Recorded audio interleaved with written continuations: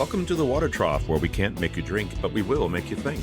My name is Ed Trough, the Small Business Doctor, and I'm really excited you chose to join me here as we discuss topics that are important for small business folks just like you. If you're looking for ideas, inspiration, and possibility, you've come to the right place. Join us as we take steps to help you create the healthy business that you've always wanted.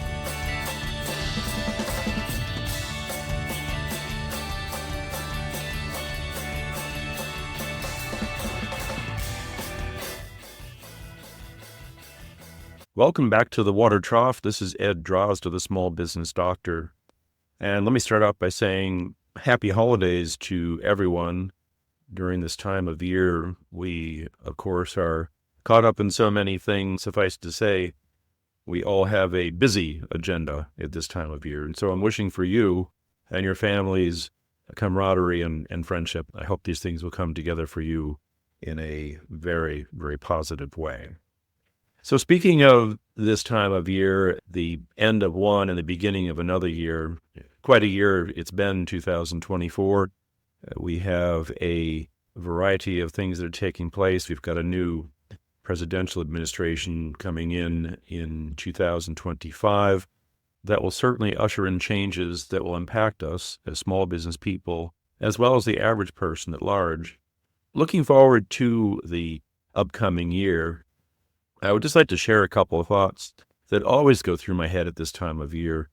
I'm forever being inundated with New Year's resolutions and the things that I'm going to do in the new year and that I'm going to accomplish that I don't seem to have accomplished before. I'm going to do X, Y, and Z, and I might get partway through X and dabble of Y and never got around to Z. It's always been curious to me, we focus in this time of year to be attentive to our goals.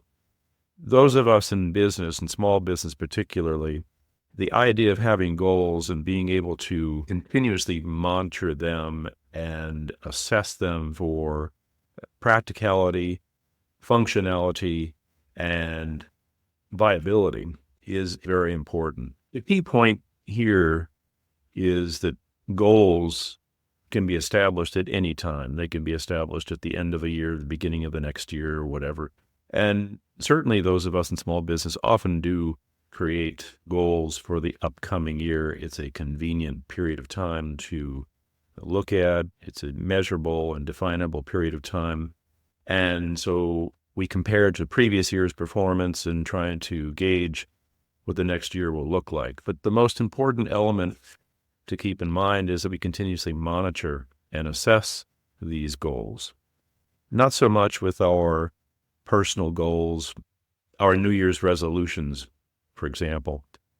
Those things certainly are things that we're desirous of. And don't get me wrong, some of us, not me, but some of us are quite capable of getting things done. We set those goals and we really rely upon that time of year to get us in shape and to get us on track.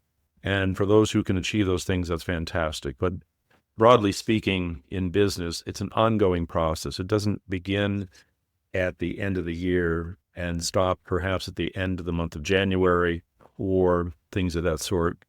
Our process is an ongoing process, constant, continual monitoring for effectiveness and efficiency with the goals that we've established. Small business is dynamic. And the operations within the company, as well as the realities of the environment external to us, are forever changing. And so we must be very diligent to ensure that things are going in the manner that we wish that they will go.